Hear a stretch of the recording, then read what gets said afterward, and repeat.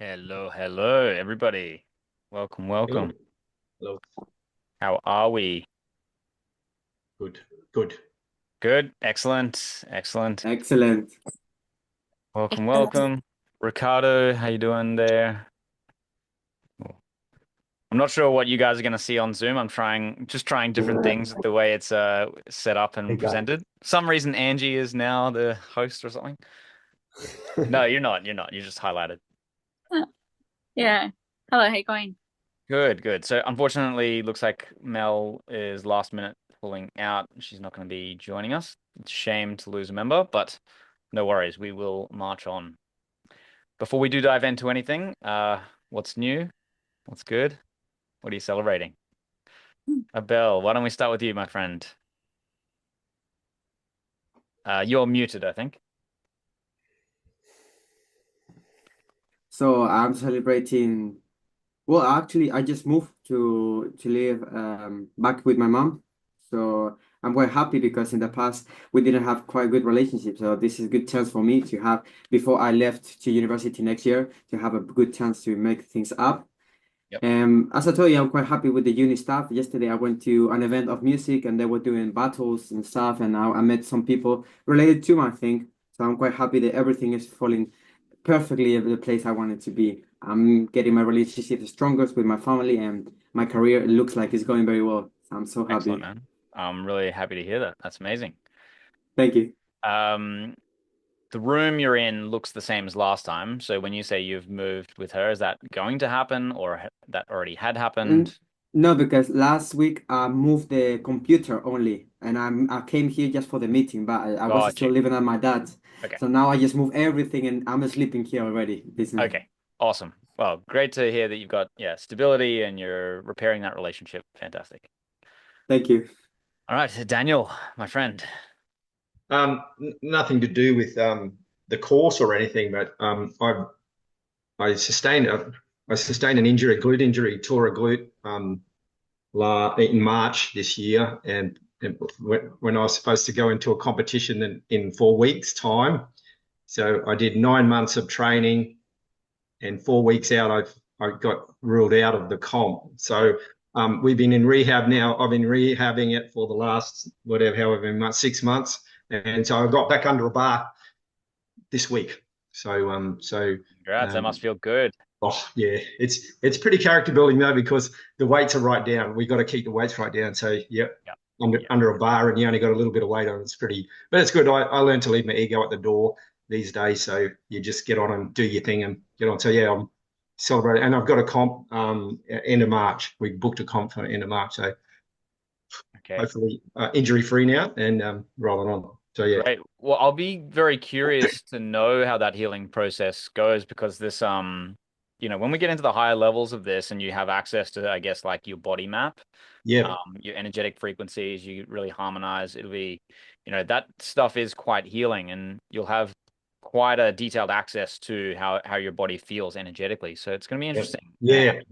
especially, I'm you're doing powerlifting. So you're putting your central nervous system under a fair amount of strain, a lot of training. Yeah, right? So it activates the nervous system. And I think nervous system activation plus this is really, really powerful. I yeah. noticed I know, in 100%. myself how when I'm training weights, especially like deadlifts, squats, etc., Mm-mm. that really seems to supercharge the effectiveness of this stuff. So Oh, there you go. yeah, Yeah, okay, that's interesting. So yeah, and because when I was reading some of the stuff about it, and I read about the healing stuff, I thought, wow, this would be interesting to see what happens, with the injury, yeah, if I can heal, because I don't want to use drugs to heal it. I can, there's some peptides and there's SARMs as well that are really good, but I'm trying to avoid it, So yeah, yeah, I've never taken drugs for performance, and so I'm trying to avoid. But sometimes you just get led into that hole, and yeah. train for a long time, and then miss out because of a stupid injury. Anyway, Yeah. and That's but anyway, it's good. But I'm really that's another reason I'm really keen to pursue this is to just see what it can do to the body, yeah, in a healing sense. So yeah, it's yeah. good. I'll be curious to hear more about your experiences. Because a Yeah. lot of the bodybuilders talk about the mind muscle connection, right? Oh yeah, And yeah, so yeah. there's that. The Oh, better yeah. you have a connection, the better you get muscle growth, muscle recovery. Yeah, and performance. Yeah. You know, Eddie Hall, he set the world record for the biggest deadlift at 500 kilos, right? When all the physicians that he worked with said a human can't lift 500. It's like the 4-minute mile, right? Anyway, he had a GP and who was a good friend of his, and the GP said to him, he said, imagine your son, you've crashed your car, it's rolled over, and your son is trapped under the car, and if you don't get him out, he dies, right? So you lift the car up and pull your son out, right? That's what the doctor said to him. So then when he went to the bar to lift, he imagined that the bar was a car with his son under it. Bang, went up 500 kilos, man. So there is a lot in that. And, you know, we talk about it a lot in the gym about just spotting. You know, if you have a spotter, they don't have to touch the bar, but there's always another 10% of power there that is there, but you can't get your mind onto it properly. So yeah, it's good. This is a good segue into some of the stuff chapter 4 is a bit of a doozy, and we'll talk about that, the clicking out. So we'll talk about that. And that's, I think that's a good segue. But before we do, Angela, do you want to tell us your new, your good, your celebrations?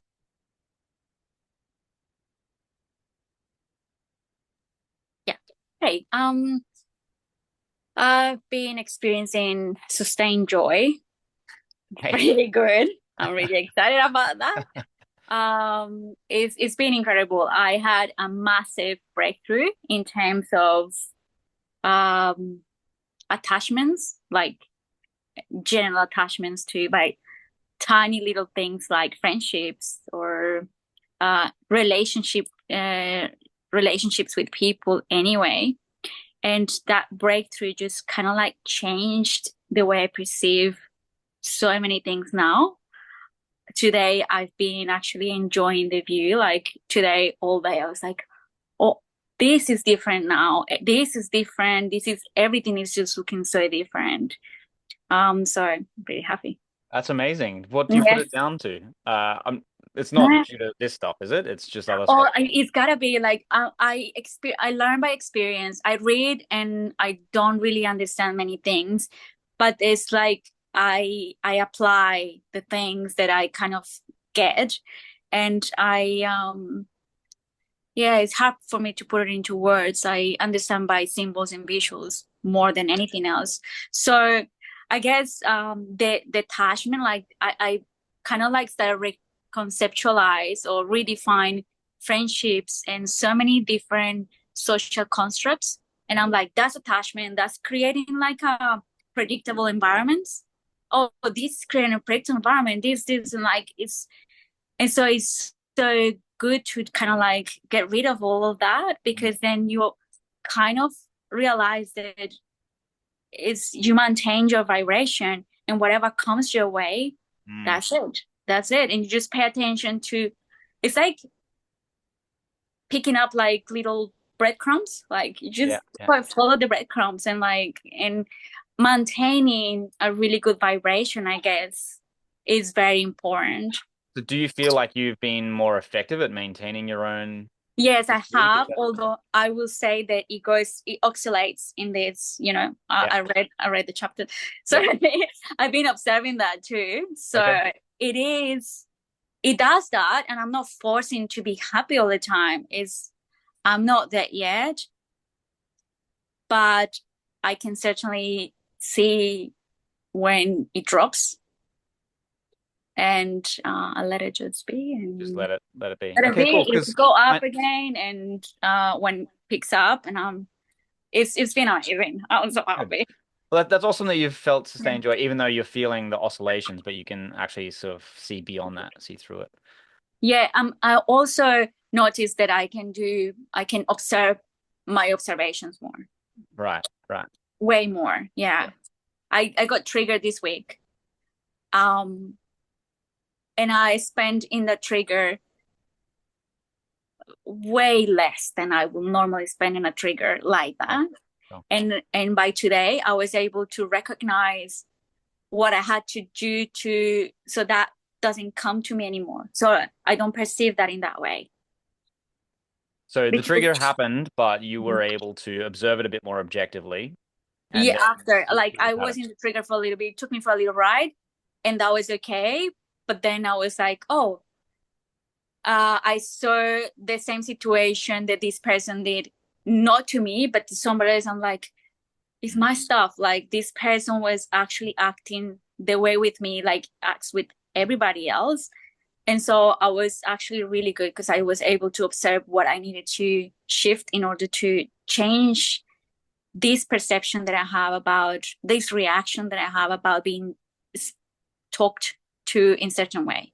Cool. Because I think that's going to segue as well, similarly to here, is we're going to try and take higher perspectives on objective reality, 3D Yeah. reality, which gives us an ability to see ourselves from a higher perspective or outside of, Yes. ourselves. So Yeah. awesome. Yeah. Nice segue. Thank Thank you for the share. And Ricardo, what's new? What's good? What are you celebrating? Good morning, guys, or good evening. Well, I'm celebrating specifically this week that I quit smoking nicotine, which is a big deal. I mean, I'm not gonna lie, I really love tobacco, but it was somehow clashing with my singing practice because I'm taking singing lessons and it was really burning my vocal cords, something like that. And I noticed that this time, because I quit many times in the past, it's not the first time. This time is easier. Like everything is smooth.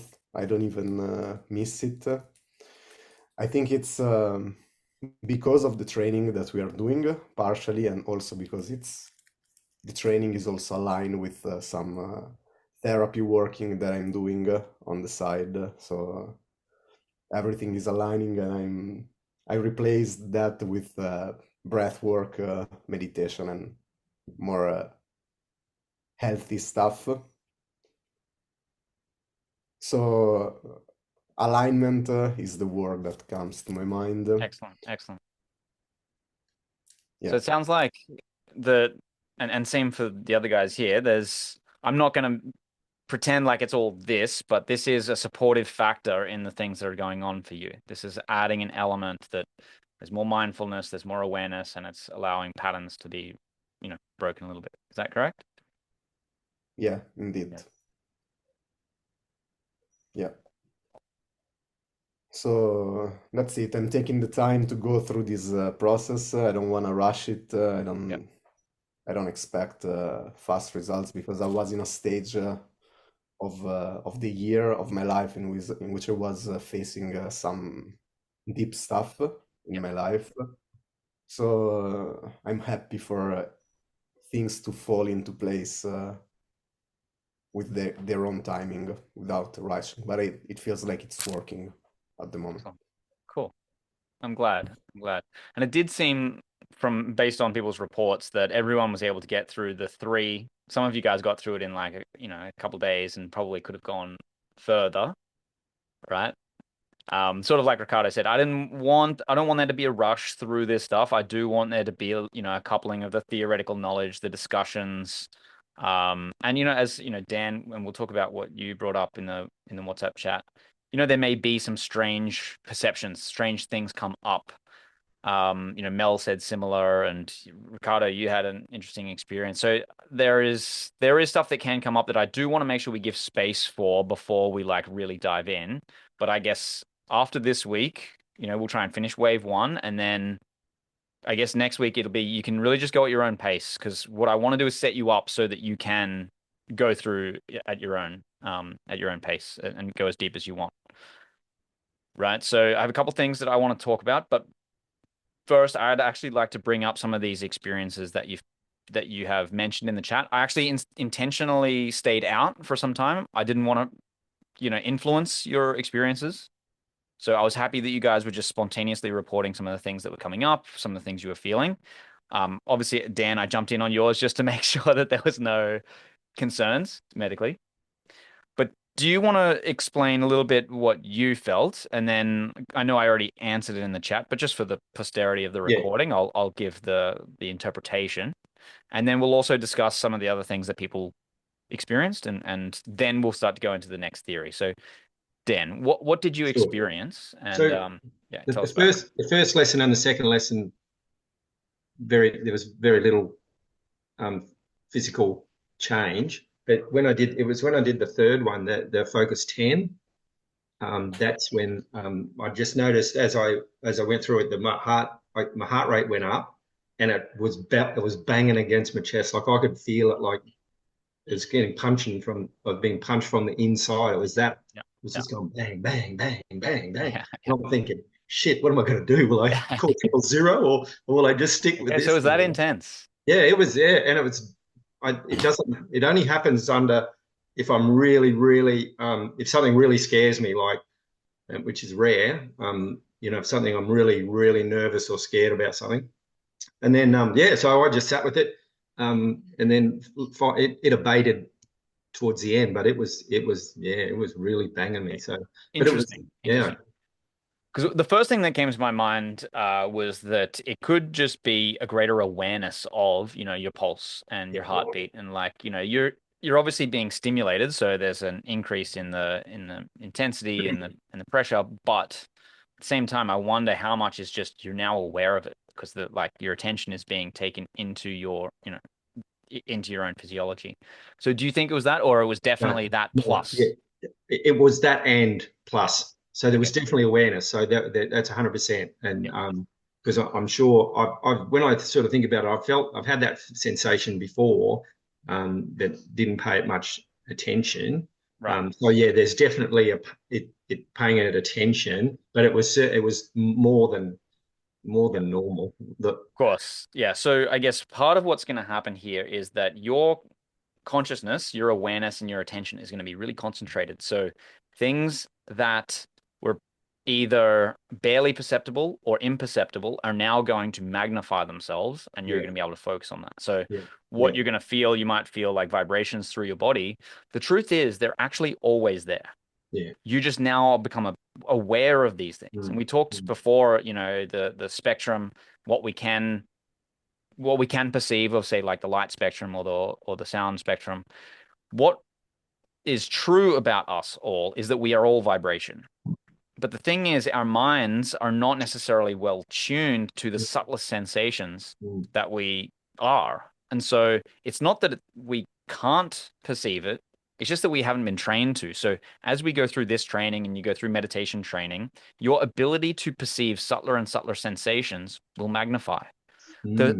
How that is going to be experienced from the first person perspective is that it will feel as though it's much more expanded. So your heart rate is going to feel, or like the intensity is going to feel greater. It's going to feel like you've got electricity running through you, but it's like actually it was always there. You're always vibrating. You're just now really becoming aware of it. All right. So that's a part of this. Yeah. Okay, that's only one part though. Second part was, as we talked about, it's rhythm entrainment, right? And I think because we'd shared the metronome video, there was a pretty good intuitive grasp of what this means, right?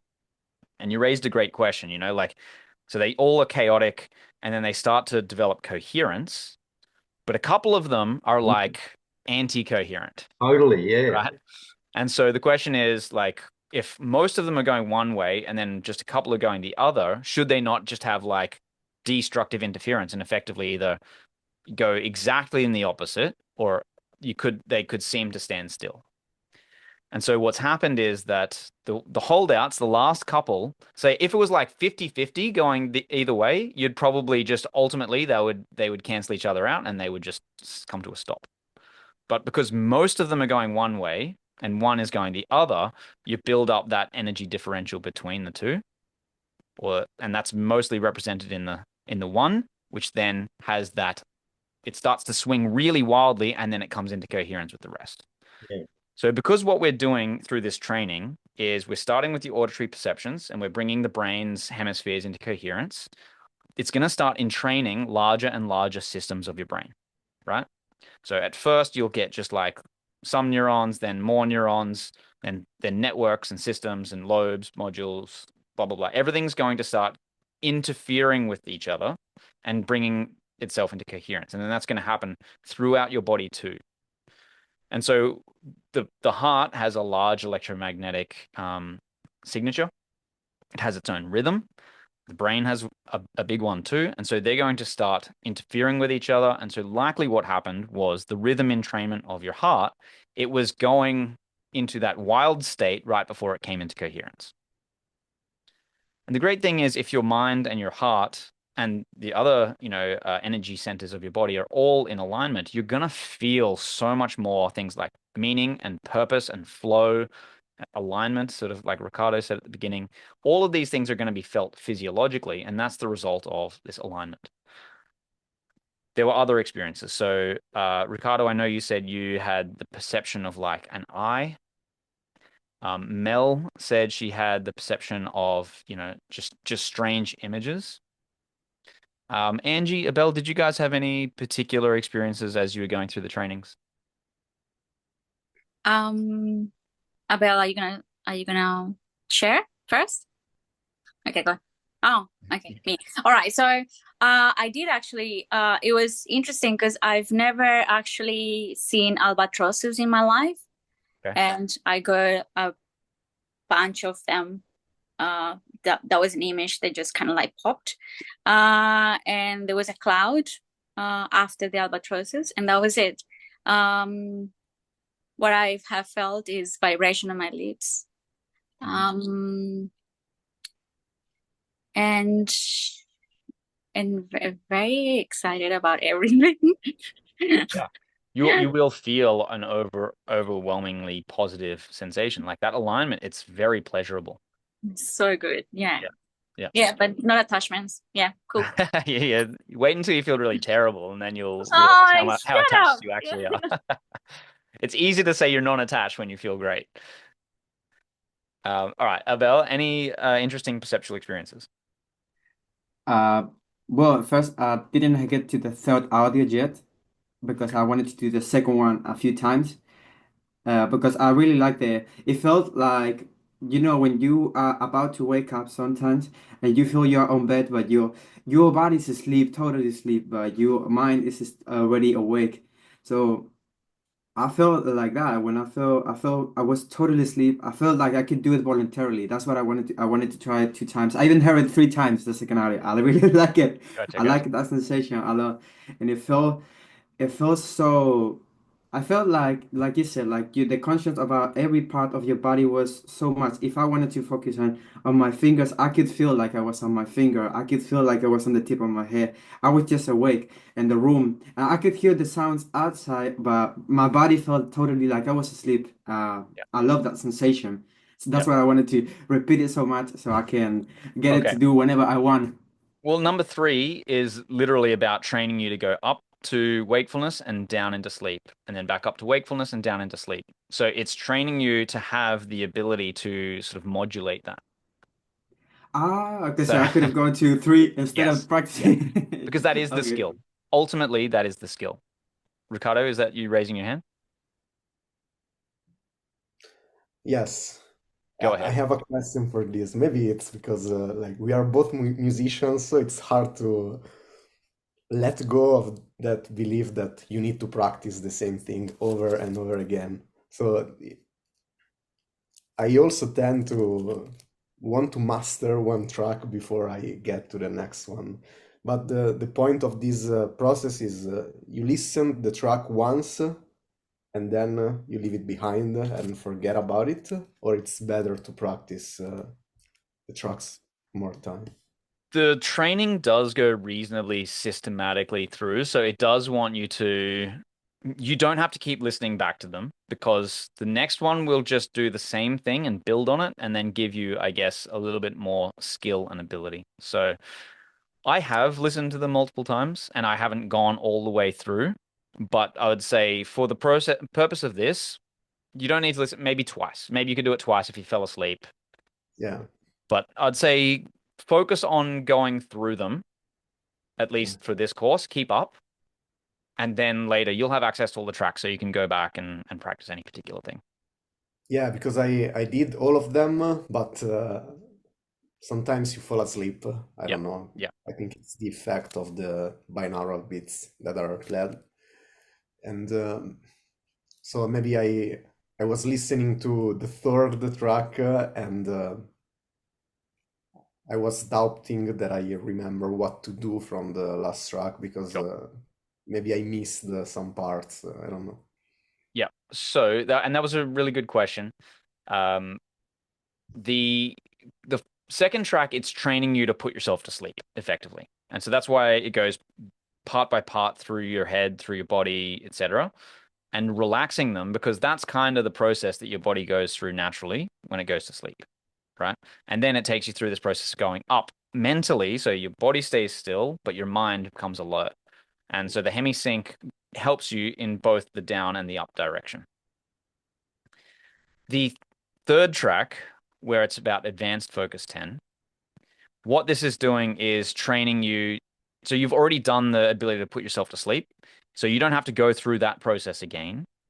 You just go to the endpoints of like verge of sleep, verge of wakefulness, verge of sleep. And you're just practicing staying in the boundary between wakefulness and sleep. Right? Go ahead, Abel. I have a question. I quite like a lot of imagination and visualization. In fact, I use that a lot to practice music itself, or even to study, or when I start to play chess. This I heard that this is quite helpful. Like when you put your body to sleep totally, but I never knew the ability. And there you imagine the things. Have you ever tried? Would you recommend it to do it? I don't know. Yes, exactly. So that's something that we're going to tap into more and more. It's like the creative intelligence, right? Um, the more you have the ability to use your mind absent of the physical body, it's like you're simulating, right? You're creating hypothetical scenarios, whatever. So this is what you're going to find is that a lot of the stuff that is taught here, you've probably stumbled across kind of intuitively at some point, right? In some fashion. And you're like, oh, that's interesting. This is what I did naturally, like that time that I lucid dreamed, or when I was in an altered state of consciousness, or when I was mentally rehearsing, yeah, a chess move, or things like that. So this is just doing it really systematically, trying to build it from first principles, the principles of physics, the principles of neuroscience, and then using sound technology to give you, I guess, greater leverage over your own mental and neural faculties. So hopefully a lot of it will actually be really familiar. It's just more systematic. Um, so some of the imagery that you'll see, it's going to be personal to you, because what it will represent is as your brain comes into coherence, parts of your brain that weren't necessarily sharing information are now going to be sharing information. So in one neuroscientific term that's relevant is called synesthesia, right? And this means sort of like the cross blending of the senses. So for instance, let's say you see a letter, and you also, it might be in black and white, but you just perceive like A is red, right? And so there's like a blending of like color and phoneme, or grapheme, right? So an A to you might just, you imagine it also as red.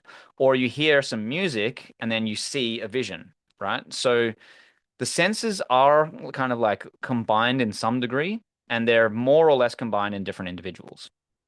What this process is going to do is it allows different brain regions to communicate in a more coherent way, because the way the brain communicates is through neural impulses, right, which come in waves, right? And so if they are not coherent, then they kind of interfere with each other and destroy the signal. And that's why when your hearing is completely separate from your vision. But if they are more correlated, more coherent, then they can enhance each other. So when you hear a piece of music, it can enhance a visual quality, right? Because that's constructive interference.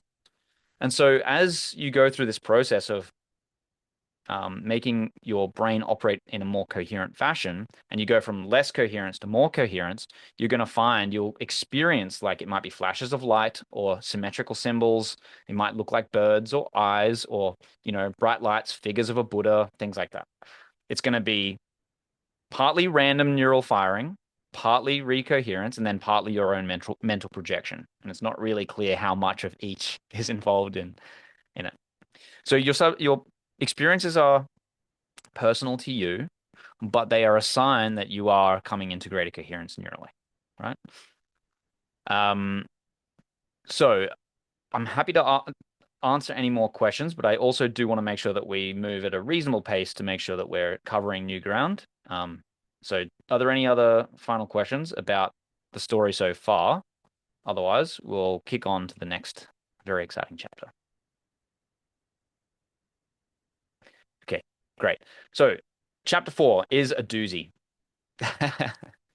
Chapters 3 and 4 really start to go from basic, physical reality stuff that's not very controversial to stuff that's kind of bordering on the mystical, bordering on, it's a little bit hard to believe. So I'm not saying that what he describes is 100% truth. It's not an ideology. It's not a religion. It's just a way of looking at reality that might help explain some strange phenomena. And it does seem to have pretty good continuity with what we know about physical reality. And it also offers some potential insights into stuff we can't explain yet, like telepathy, healing, psychic phenomena, remote viewing, etc. So I'm not saying what you should or should not believe, but I'm just saying this is a really interesting way of experimenting with a way of looking at reality that could be accurate or could have at least insights to accuracy, and gives us something fun to play with. All right. So chapter 4 is where we go into the experiments with time.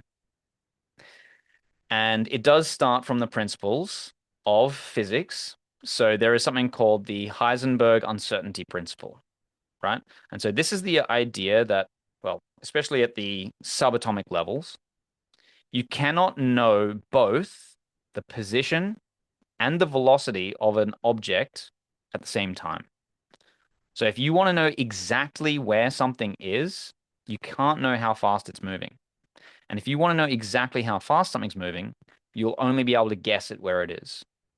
Okay, so this is an interesting problem that we don't necessarily realize is happening, because it doesn't seem to be true at our larger scale, right? This object, I can be moving it and I can have a pretty good and accurate perception of where it is.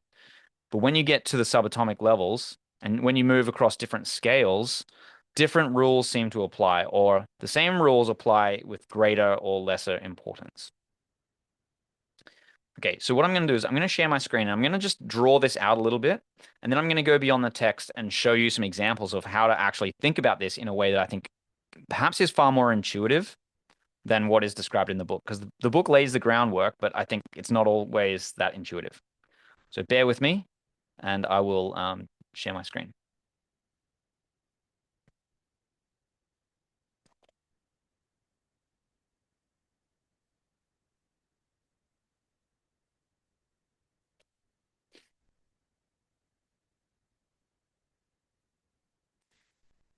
Okay, can you guys see Gateway Process, week 3? Excellent. Make sure I can see you guys.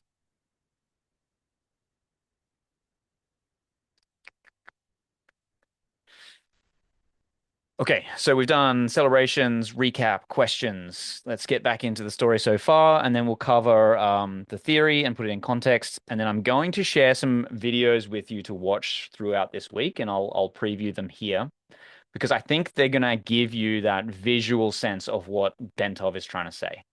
I think they'll be really helpful because text and speaking in terms of physics can be challenging, but if you have some visual things to look at, it will make it very much more palatable. All right, so then we'll have theory, practice, resources, and homework, exactly as we've done the last few weeks. For the reading this week, we're going to just put Stalking the Wild Pendulum a little bit less of a priority, and we're going to actually get into the CIA document, okay? You now have enough background, you now have some practical experience that we're going to dive into what the CIA thought, or the Department of Defense thought was the most important elements here and why they studied it, okay? We're also going to finish wave 1 this week. So we should have a full introduction, let's say, to the HemiSync technology, HemiSync process. And then that means in future weeks, we can actually move at a more rapid pace, okay? Because there should be great familiarity. And then we're going to be on the threshold of, potential out-of-body experiences and playing with our conscious, lucid dreaming, that kind of thing. As always, the Alchemy U app or the zip files, use them as to your heart's content. And Ricardo, remind me, I wanted to have that discussion about reverse engineering the audios. right? We talked about last week, so I'd love to talk to you about that again. So I'm going to give you some videos about higher dimensions to watch, and we can talk about. And then if this is not too much, then we can continue with Stalking the Wild Pendulum, because it's going to come back to some really interesting things that are relevant. Okay, but what I want to talk about, is 3D reality. Basically, what Bentov is starting to talk about with time and space is that potentially, depending on how fast you're moving or how still you are, you can kind of click out of 3D reality. So let me just bring up some of the imagery. So in his An Experiment with Time, he builds it up from the oscillations still. So we've got this coherent wave motion. And in this oscillating field, you have periods, or you have positions of rest and positions of motion, right? And he uses the pendulum to describe this. So he calls it action and rest. As a pendulum swings back and forth, there'll be a position of rest at one end and a position of rest at the other end. And then its motion will accelerate to maximum and then decelerate to rest and then back again. And he basically says, this occurs at all scales, right? We are in action and then we rest. Or the neuron, basically, its neural firing is action and then rest, right? So action and rest is kind of like, he calls it the Morse code of reality. It's just a binary state, on or off, yes or no, action or rest. He also, making sure he links it back to the fact that the Earth is a big sort of electromagnetic field. We are embedded within that electromagnetic field. And so that if something happens to a part of the field, so like this finger poking say a sultana in jelly, you can poke it and it's going to send like a wave or a ripple outwards, and then the whole thing is going to, something that happens to any piece is going to affect the whole, right? So everything is connected, and so we are connected to the Earth's magnetic sphere, right? And things that happen within the electromagnetic field of the Earth will affect us, and vice versa. Things that happen within us will affect the electromagnetic sphere. Okay, and he describes things going from the smallest atoms, the smallest subatomic particles, all the way up to, planets, stars, etc. And so there are basic rules and properties that apply across all of these scales. What he tunes into in this chapter is there are what he calls relative realities, right? So this pendulum that swings back and forth, from one observer's perspective, let's say this guy, the pendulum is at rest when it is at the, this position, and it is at rest when it's in this position. But if this pendulum is actually swinging in 3D and not just back and forth, then to this observer, it will appear to be at rest at this location and at this location. Okay, so he's saying that there is a difference between how something appears to one person compared to another person. There's differences in subjective reality, right? And this is built on Einstein's theory of relativity. To some degree, everything is relative because it is evaluated through a subjective frame of reference. Okay, further still. He breaks down the dimensions of reality to a space dimension, which is depicted here as a line, and a time dimension, right, which is depicted as the vertical line. So we've got space on the horizontal and time at the vertical. Now, if one were to travel at the speed of light, which is according to Einstein, the universal maximum, the maximum speed, in 1 second, so 1 unit of time up this vertical axis, light would travel 300,000 kilometers in the space axis, right? In 2 seconds, light would travel 600,000 kilometers. In 3 seconds, light would travel 900,000 kilometers. So this oblique, this angle here, is sort of the trajectory of something, the maximum velocity of something traveling at the speed of light. That's how much space can be covered per unit time, right, at the speed of light.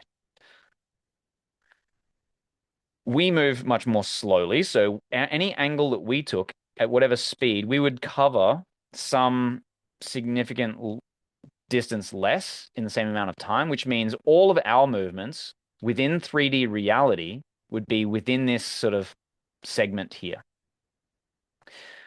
But he postulated, and this is true scientifically, there are things called tachyons. It's a theoretical particle, but basically it travels faster than the speed of light. So it effectively travels kind of outside of our physical dimensions, our normal 3D constraints of space and time. Now, the idea is that anything within these time cones, right, speed of light, anything less than the speed of light would travel in these like little angles. Outside of that is outside of our sort of 3D reality. And so the faster you travel, the more it appears like you are in more than one location, right? So as you approach the speed of light, or as you approach infinite speed, you'll become sort of, your presence will be sort of diffuse across space. And so the idea is, let's say this is the Earth in this little ball. As your speed increases, the likely position where you are is almost anywhere or everywhere simultaneously. And actually, if you were traveling at infinite velocity, say beyond the speed of light, you would actually be in all places simultaneously, and in other words, be at perfect rest. His reasoning is that when you are at rest, at perfect rest, you're actually simultaneously at infinite velocity, and so therefore everywhere. It's a lot to take in, and I understand if that is not super intuitive, but it's actually, you know, the physics does make sense, or the mathematics makes sense. If position and velocity are fundamentally linked, then if velocity is infinite, then position is therefore undefined, right? That's just divide by zero problem, right? So that's where he's building this from. It's not just pulled out of the air. It's actually sort of using mathematical equations based on laws of physics to say that if you have infinite velocity, then you have omnipresence. Okay. Final piece of theoretical thing, and then I'm going to show some demonstrations how to actually think about this stuff, right?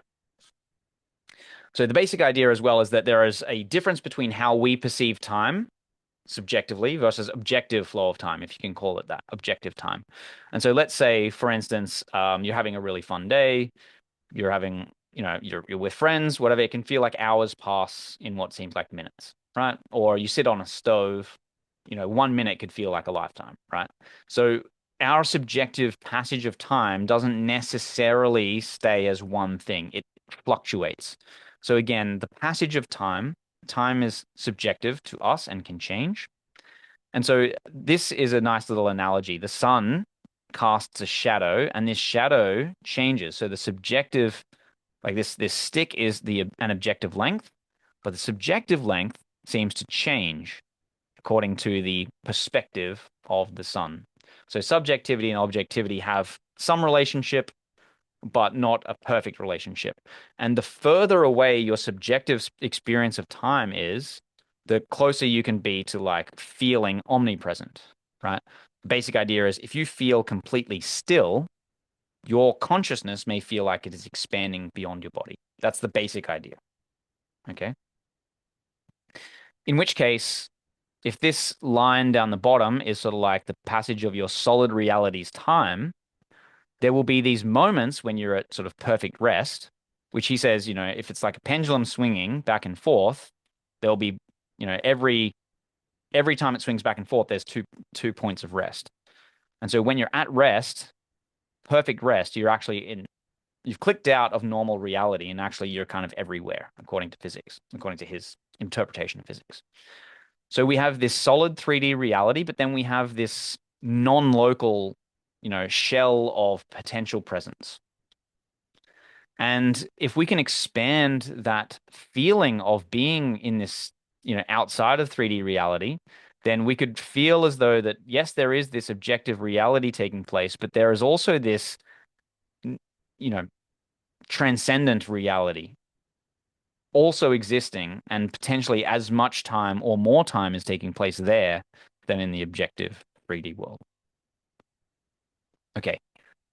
That's a fucking doozy, and I can understand if that just does not make a lot of sense. But I'm going to show you something that I think is going to make it make a fair bit of sense. Has anybody seen this? Does anyone know what this is? Okay. So what this is stop motion animation. So I'm going to play it. It only goes for less than a minute, and let's see if we can make the connection.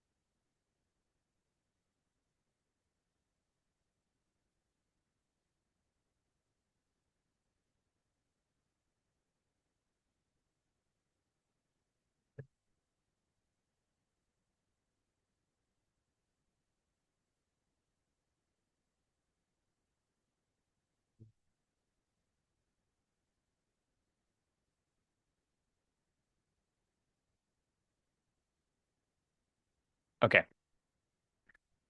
So I'm going to stop share for a second. I'm going to explain why those the theory in Bentov's book and that actually line up. Does anybody intuitively grasp why?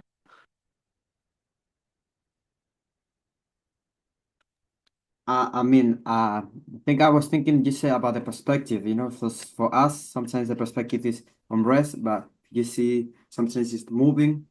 I think that's what I had, like, it depends on your perspective. And also, like, when he changed the camera, the things seems different, the things that you didn't notice, maybe the angle. I don't know, I think the perspective has something to do with it. Yeah.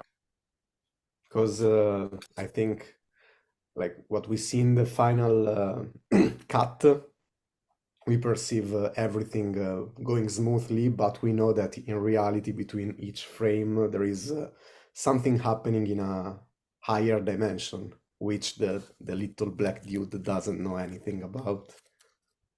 Yes, exactly. Exactly. So, and what you were saying about perspectives as well, Abel, was on track, and I think Ricardo has articulated it perfectly. So if you were that stop motion doll from their subjective perspective, right, they only exist frame by frame. But between those frames, you had a whole other higher dimension where the animator was moving around, right? Its shell of presence was kind of everywhere, but nowhere in that final edit. You see? So from the subjective experience of that 3D doll in its animation, the final cut, you had this smooth, unbroken line of events. But from the higher perspective, from the perspective we were able to take, right? Actually, you just had these tiny slices of time and you had tons of things happening in between, right? So I'll share it again and then see if you can take it from that perspective and we'll bring it back to what Bentov was trying to say. Okay, so I'm going to go the final thing first and then I'll come back around to the shell of presence of the animator being the clicked out experience, okay?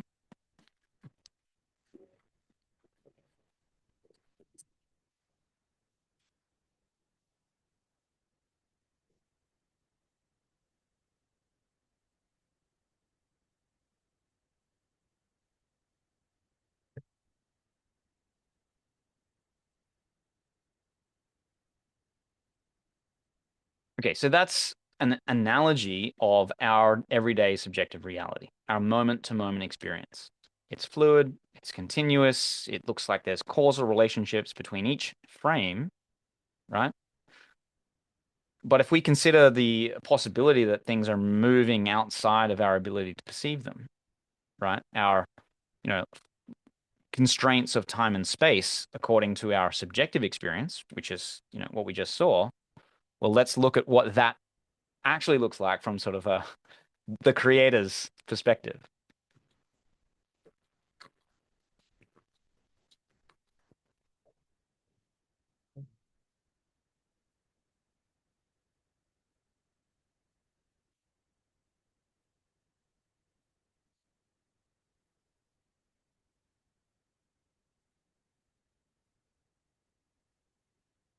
So in a sense, what you're seeing is this Earth object is kind of like the Will Smith character, the doll.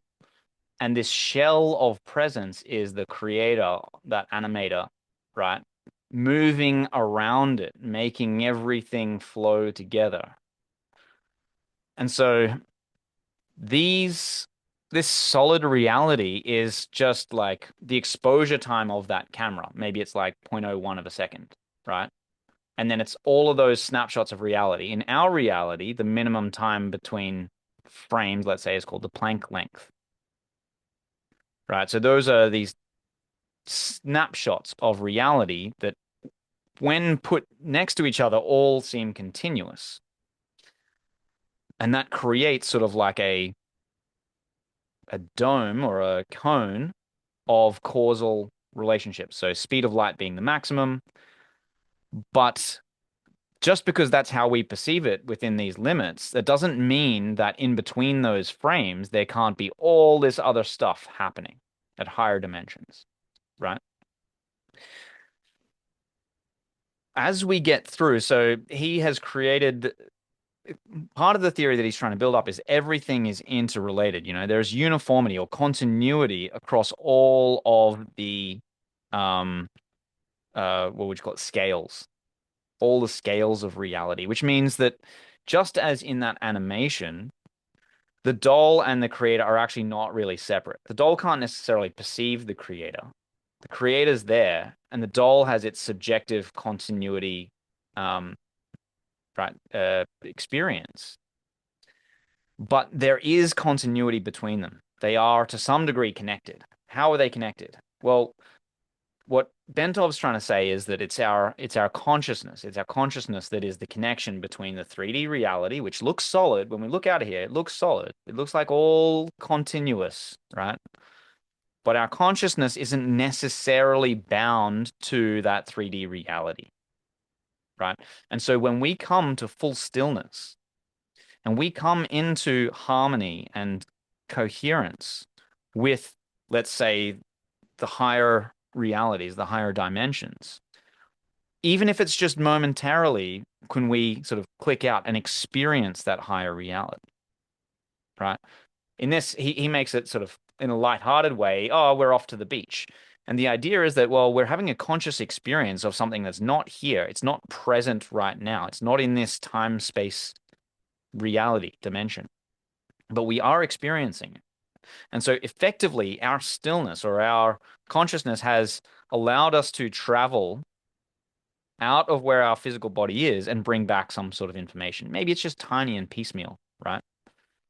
And because we're still, we might subjectively experience a really long time has passed, but actually very little time has passed in objective reality, right? So as we play with these altered states, as we play with our subjective consciousness, we actually might be able to start to kind of detach a little bit from objective reality or perceive dimensions across different scales, right? We might be able to tap into those realities. And the basic idea is that because it's hologram and everything's connected and there is some relationship between, the higher dimensions and this physical 3D reality, and that is potentially consciousness. And that seems like a pretty decent bet because we scientifically don't really understand or know how to categorize or even think about or measure consciousness. It escapes all of our measurement, right? Even today, 50 years after this book, we don't really know how to measure consciousness. It could be that that is kind of the connection between these higher dimensional realities, that fit between the snapshots of reality that we experience as our subjective continuous reality, right? So if we go back to the original thread, the reason that I care about this is that, I've had in my own experience all these like telepathic or psychic or healing or whatever, these really interesting experiences, these downloads, this feeling like I am able to connect to some kind of reality that's bigger and it seems to bring me information and I can fully perceive it. I'm trying to experience and trying to understand it. And Bentov's giving us a model based on resonance, coherence, that fits in with the human body, fits in with vibration. It works across scales, right? And so what we're trying to do is understand, how does it fit in with our 3D reality? How does it interface? And so where the hemisync then comes in is that it allows us to sort of come into greater coherence. Because currently, because of our 3D reality and all the shit that we have to do to survive and replicate, we don't necessarily tune into higher dimensions or those, whatever. But through this process of coming into coherence, reducing the static, becoming aligned, then aligning ourselves, like this is, if you've done Advanced Focus 3, he talks about the resonant energy balloon, where you're shooting energy out of the top of your head, and then it's shooting around like a waterfall and then coming back in through your feet, right? This is creating this sort of torus pattern, right? So that you have this resonant energy balloon around you. And this allows you to be not internally conflicted, but coherent within and connected without. And then you can come into greater coherence. Like this person can come into greater coherence with, say, the Earth's magnetic field, for instance. Our theta brain state is the same frequency as the Schumann resonance of the Earth. So there's entrainment happening. And so potentially information can be shared. And the idea is basically, we're looking out towards a physical reality, 3D reality, but actually internally our consciousness has the freedom to move beyond the constraints of time-space. Now, I appreciate that it's really difficult to explain all of these things succinctly and in alignment with physics and, without jumping around too much, or, I'm sure there are holes in that explanation, but I think that's, in a short demonstration, I think that's not a bad way of showing how his explanations and the laws of physics and harmonic motion also can be demonstrated with a simple analogy to a stop motion animation. So I'm going to leave it there just for a second, hand over to you guys and just see what you think. Like, did that help? Is it a reasonable way of like getting outside of that? And are there questions? Is there a gap in something that I've explained that would be better filled? Yeah, Abel and then Dan. Okay, I mean it's not specifically a question, but I find it quite related to the sacred books such as the Bible or the Quran, where the part where they say God is omnipresent and omniscient, and He is able to see everything, to feel everything. Like you said, that you get to this conscience that's higher, and your state of consciousness. It makes me think well, I believe that the Bible sometimes doesn't talk literally about what they are talking about. They talk, and it's quite, I feel like has some relationship. How can it be that, as you say, you can be in every place, everywhere, at every time? And the Bible also, or the Quran, or the Talmud is talking about this being that also do the same things. Like he can be everywhere, at every time. He knows everything, maybe because he can get these messages that you say, these downloads, that because he perceives differences. I don't know, maybe you find any relationship with. Yeah, well, I do, and that's why I think it was the stop motion animation was really interesting, because there was literally a creator of that film, right? And so you have a character, a figure that is subjectively experienced. In the Bible, it's like Adam was created out of the dust or of clay, right?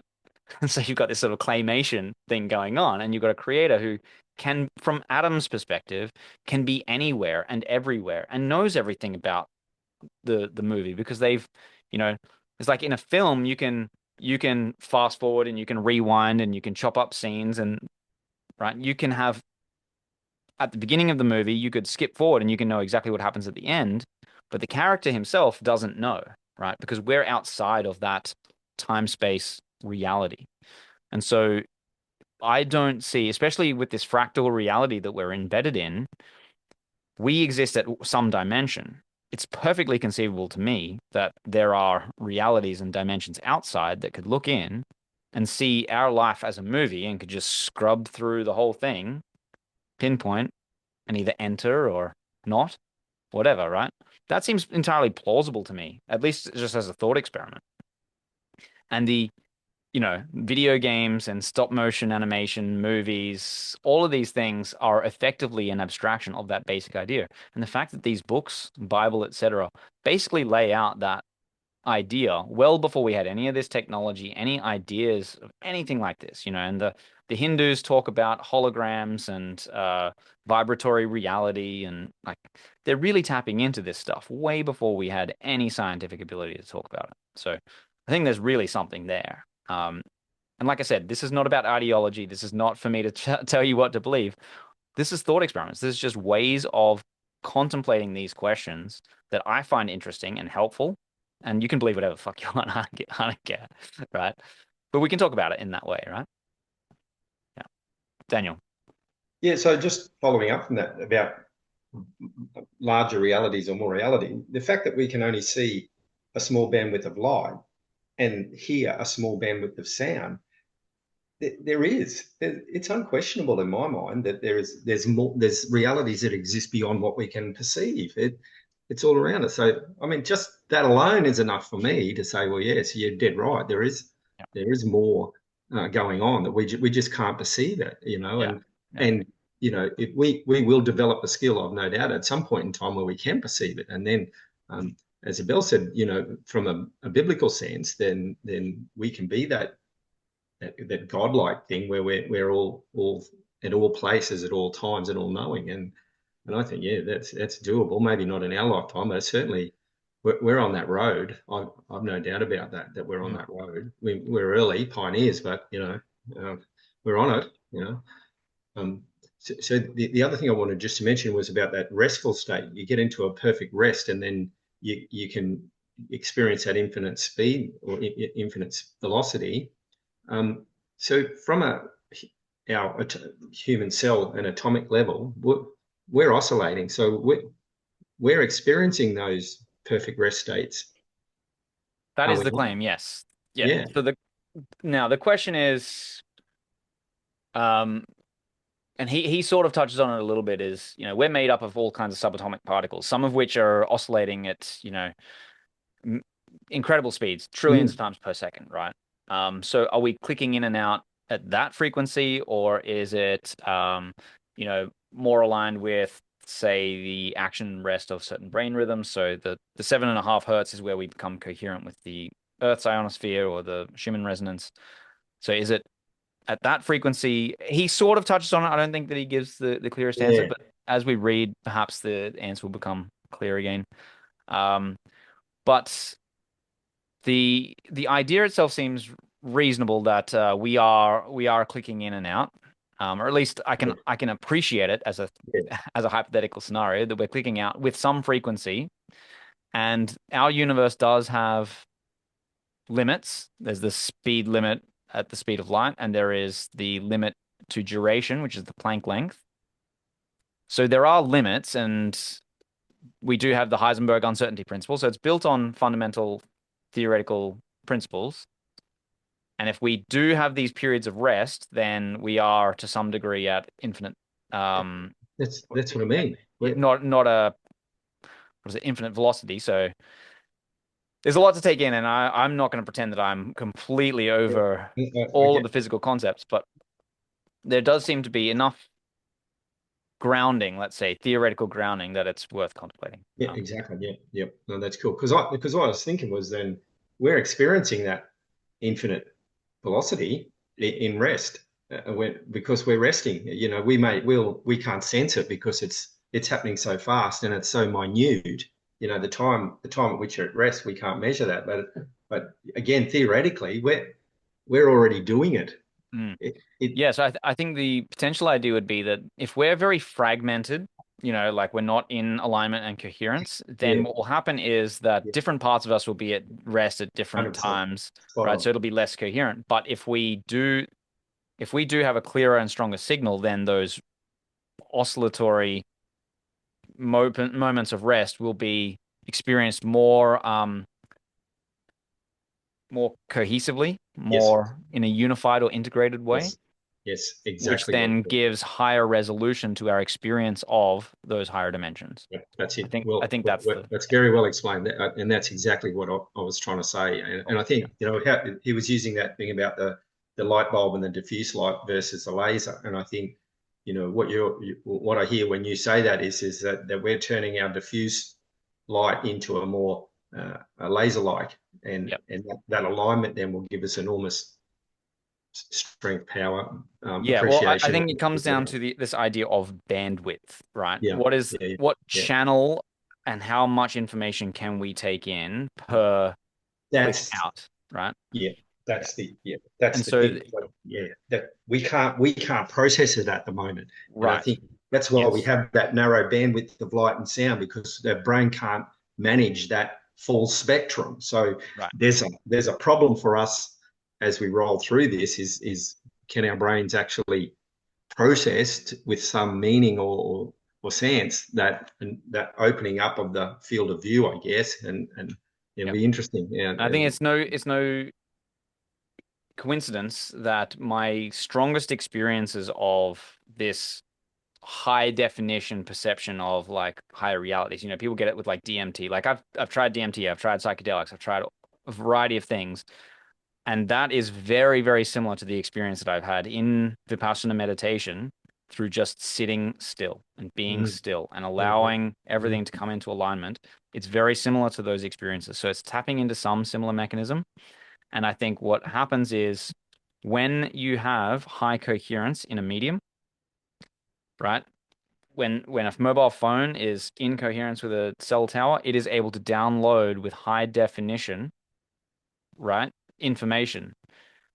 And so the bandwidth improves with the fidelity of the signal, the coherence of the signal, right? So what we're trying to do with HemiSync effectively is improve coherence in the brain, which improves the bandwidth with which we can perceive information that's in these higher dimensional realities, right? That's kind of what we're trying to achieve here. Okay. Did I have some more things? Let me just quickly have a look if I've got other things that I wanted to mention. Right, so I have some other videos that I'm going to send around about how to think higher dimensionally. We don't have time to do it today, but I'm going to send them through. We are going to start reading that CIA document.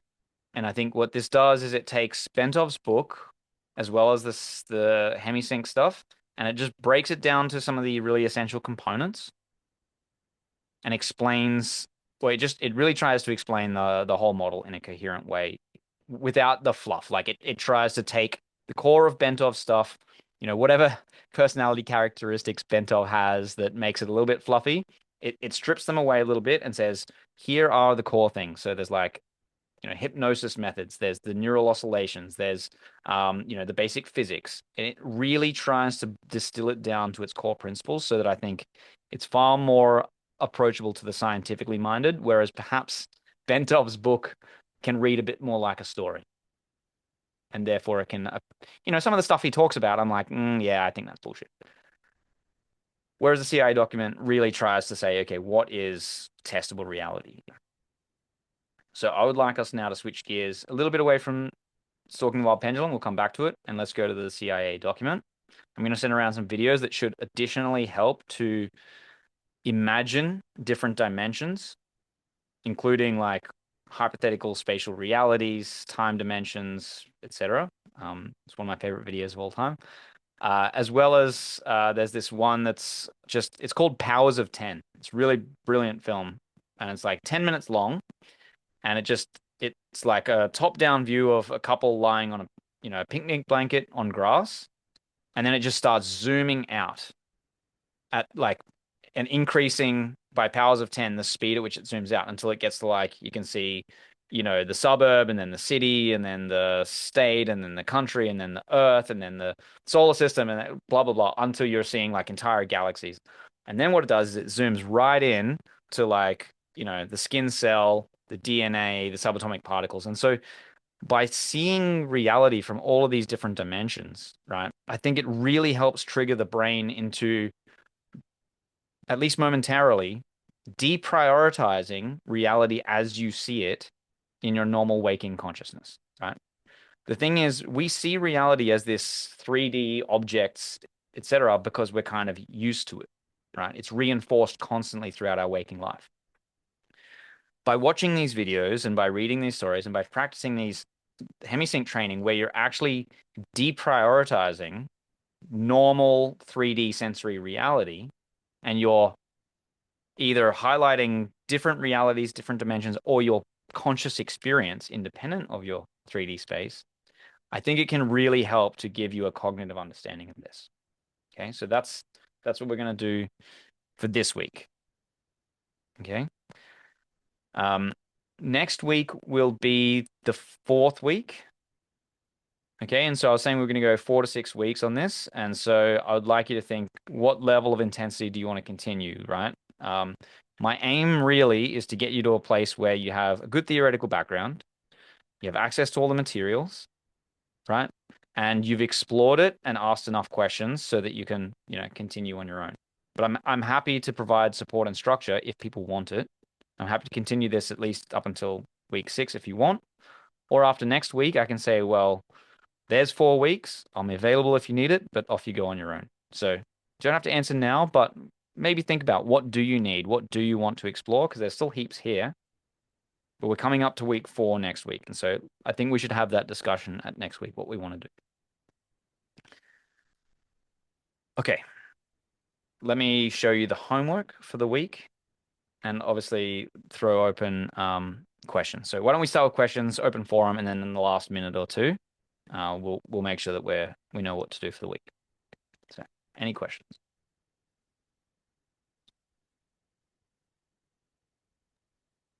I'm just gonna say something that I can actually kind of like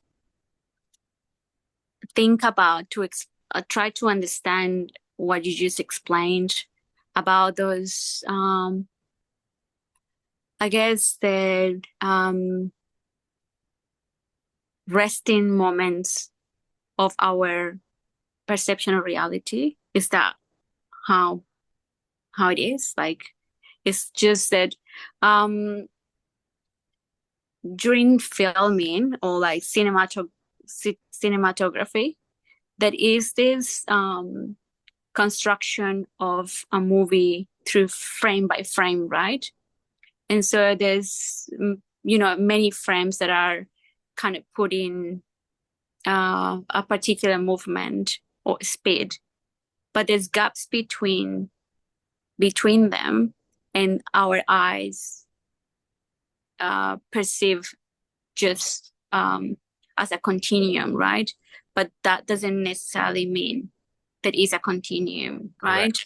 Yes, exactly. So it's like that space in between.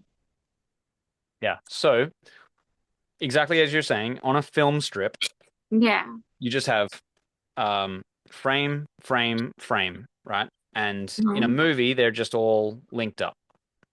Basically, this is saying you could take the same movie and just widen the frames, and you've got all this space in between. Yeah. Right?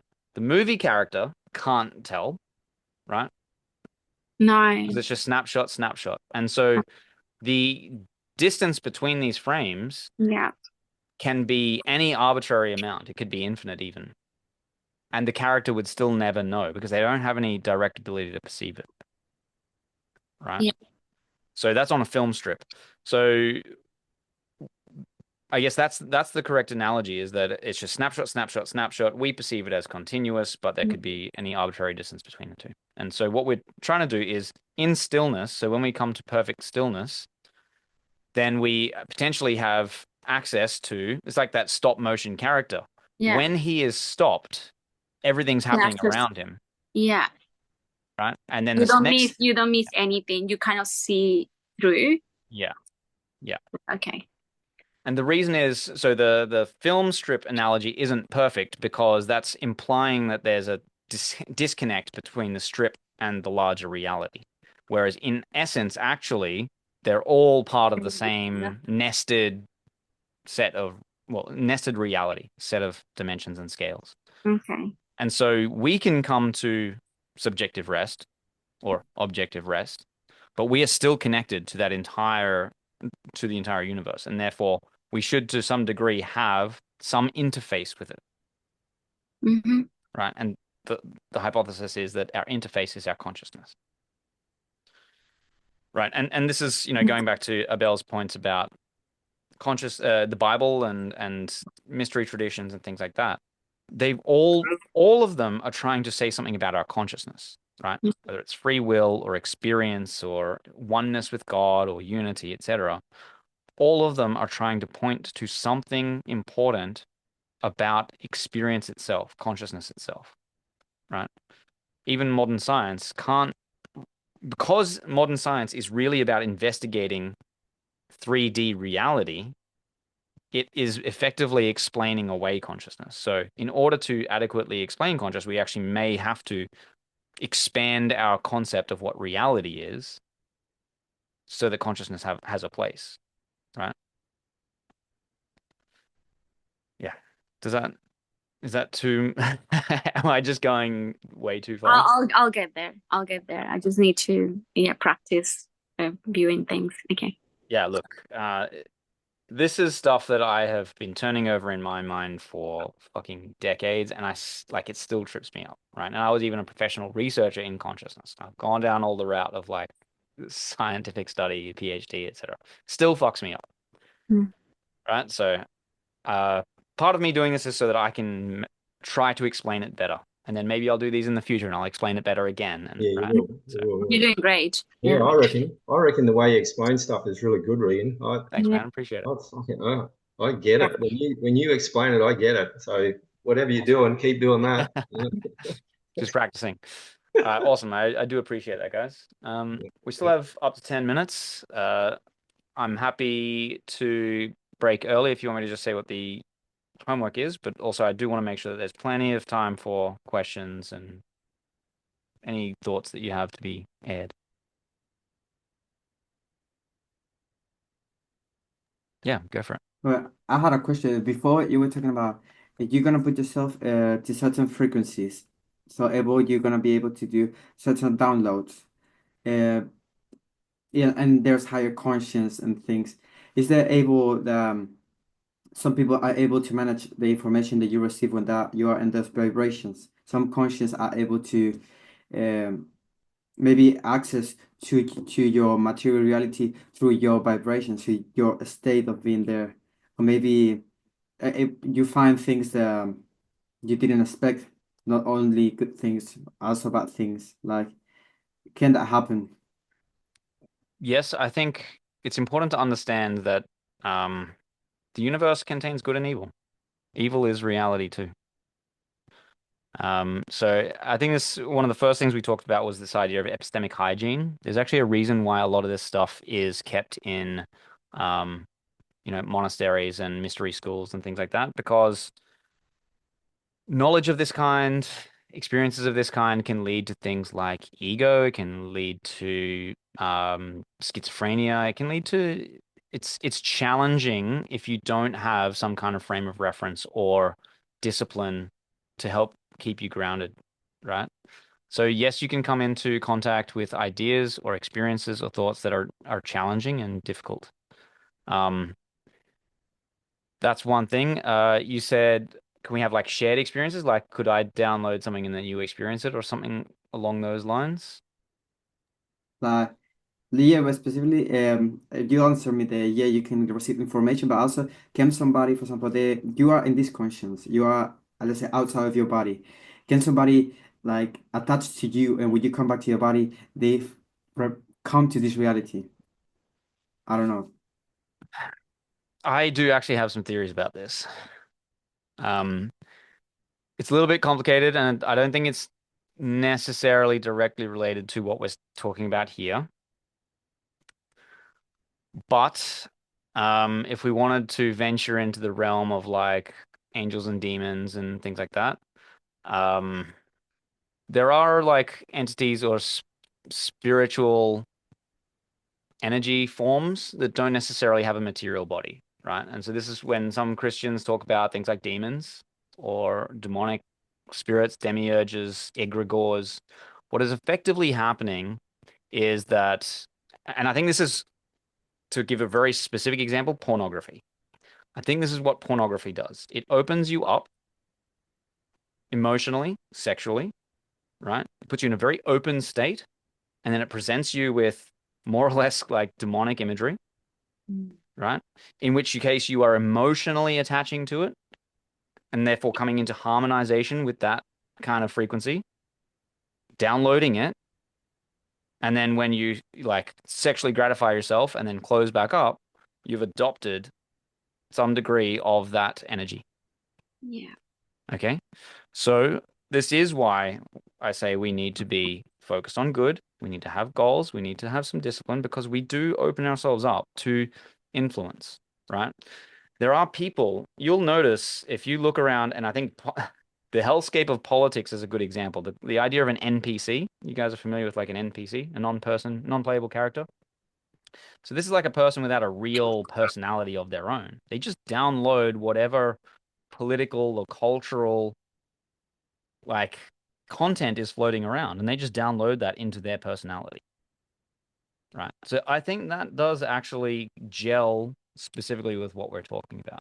Now, for me to fully flesh this out, it would potentially take some time, but I think in general, that's kind of what's happening. You're opening yourself up. You're being influenced by a certain vibration that's not necessarily a kind or human intelligence. You, by virtue of harmonizing with it, download it, and then it comes out as in your personality characteristics. It expresses itself through you in the physical domain, in 3D reality, right? So, yeah, go ahead. And so now that you said that, are we gonna learn, for example, how to can be protective about these things? How can we be, or how can we reject them? How can we take just what we want? Yes. So it's the what's it called? The gateway affirmation. You want these, you want the good energies. You want to learn how to know and understand and control things that are for your benefit. You seek the guidance, the understanding of those of equal or greater understanding or knowledge than you, right? And you want to be protected from energies that do not serve your purpose. The resonant energy balloon that you learn to create in activity 3 is like an energetic shield, right? It keeps you in a sort of an energetic bubble that only you have control over. You can open and close it according to your desires, right? So I'm happy. I think it is good to have discipline and structure and a goal and a vision that you're aiming towards, a worthy ideal, you might say. But I do think it is worth understanding that not everything out in the world is a positive influence.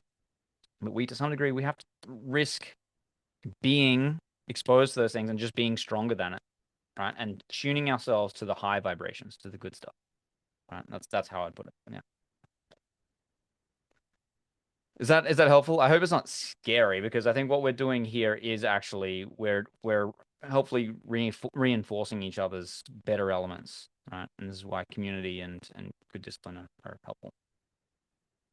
No, yeah, I think it's very helpful. I mean, I wasn't scared either, but I had the question, because if you can get good things, also I was thinking maybe you can get bad things. And I think the affirmations you said is quite similar. Like when Jews, before they read the Bible, the Talmud, they start to pray. I think it's kind of similar. Like, or even Muslims, I think they pray and they ask for wisdom and knowledge to understand what they want to read, and after they read. So I think it quite interrelate with many things that I see around. Yeah. I think as you desire to expand and grow, you develop what's called discernment, right? You're going to start to understand the energetic nature of certain realities. In fact, that ability to feel energy is going to be one of your best protective measures, right? The problem with an NPC type person is that they have absolutely zero discernment, right? They just adopt whatever the prevailing cultural narrative is, and that becomes their personality, and that is what they project outwards, right? They're fully molded by physical reality. As you gain an ability to understand energy and feel it yourself, you gain discernment as well, and you will know what is a negative and what is a positive direction. Okay, in just the last 2 minutes, sorry, Dan, I'm just going to give the homework, and then I'll Yep, come okay. back and we can talk for however long we want, and those who want to go can. So just really quick.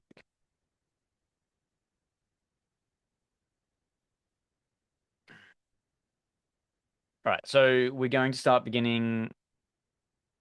begin reading the CIA document.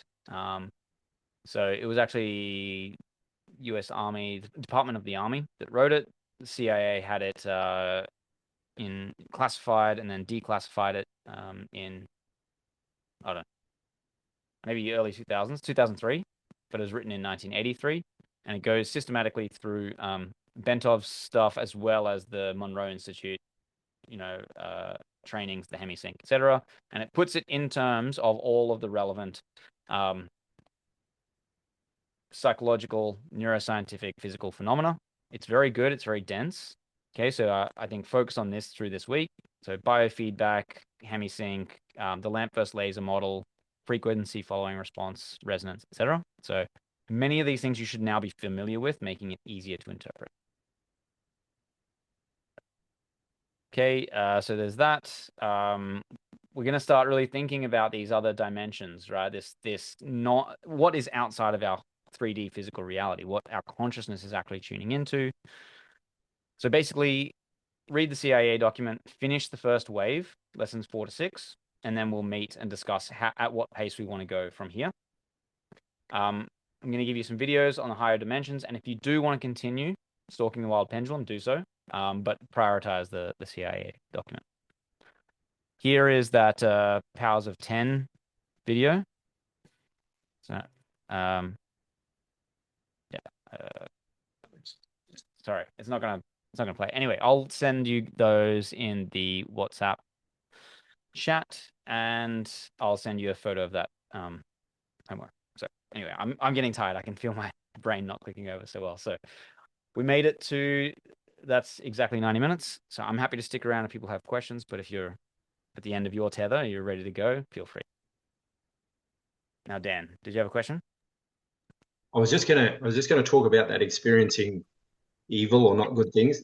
The fundamental, the world is fundamentally binary.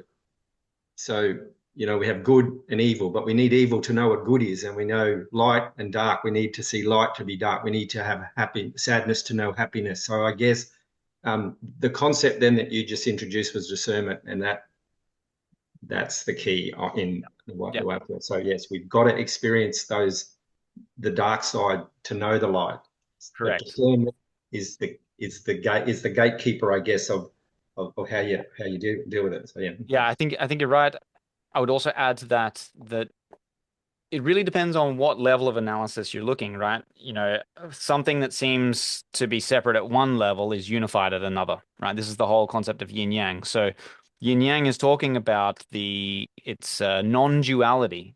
Black and white actually imply each other exactly as you say, but at the same time, they're all part of the same thing. So, evil implies good, good implies evil, but actually they really are part of this same experience, right? This is how we get to know ourselves. This is how we get to know how to rise, right? The perfection of creation is that it is imperfect. It leaves us room to grow and learn and understand. So, and I think a perspective like that is profoundly comforting against, the realities of evil, is that actually it's all free will choice, actually. It's just manifestations of that, and it's all actually an element of love. It can appear pretty ugly on the surface, but at a higher level of analysis, it's actually fully integrated. So well said. Great point. I'm glad you brought that up, because I think it's when faced with evil, it is actually very helpful to know that it's all part of the source in the end. Anything else? Well, great sesh. I think we went on a slightly different tangent this time, and I think hopefully we're starting to see the pieces come back together. I think this document should do a lot and continued practice should do a lot. And then we'll see how we go from next week, okay? Yes.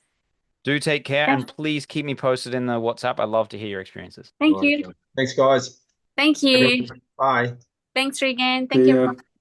Bye-bye. Ciao.